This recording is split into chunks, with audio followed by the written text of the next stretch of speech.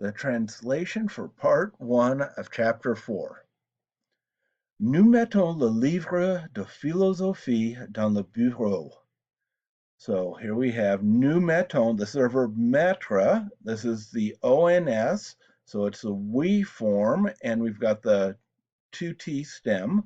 So we put or place, or we are putting or we placing le livre de philosophie, literally says the book of philosophy, but we would say a philosophy book, dans le bureau, the desk or in the office. It's a little, it could be either without more context. So we could translate this, we are putting the philosophy book in the desk or in the office. Next one says, je pars et je mets le chat dehors. So je pars comes from our verb partir. The T drops off in the singular, so we just have the PAR stem, and then the endings for the singular are SST, so that's why we have an S for je. So I'm leaving, or I leave, et je mets, and that's from mettre. Again, this is the first person singular, and I'm leaving and I'm putting the cat outside. Dehors is outside. Il part avec une part de gâteau. Okay, so here we've got a little play on words. We've got part and par, but here, il part, the verb comes from partir, to leave.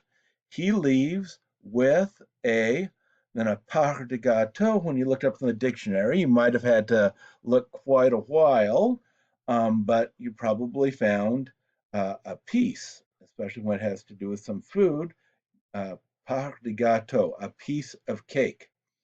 So the word gâteau has the A with the circumflex on it. That means there used to be an S there, and that's where we get gastronomy. So a gâteau is kind of like this gastronomic delicacy, a cake. It can also mean a cookie, any little sweet cake-like thing. If it's small, we'd call it a cookie. If it was large, we'd call it a cake, but we use the same word in French. Ils finissent le livre aujourd'hui. So here we have the verb finir with the long stem because it's in the plural. They finish. Oh, look at that. I made a mistake. It's they finish. Ils finissent, not he is finishing. They finish the book today. Then the number 5 is il obéit à cette loi.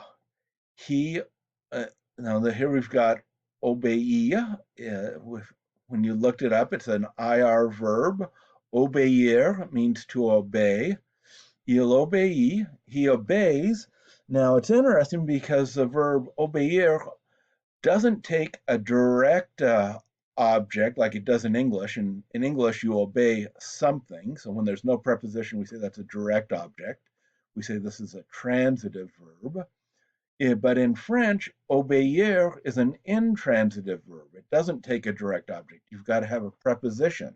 And it always takes a. So, il obéit à cette loi. This, and loi is law.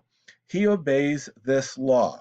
You wouldn't want to say he obeys to this law because we don't speak that way in English. He obeys this law.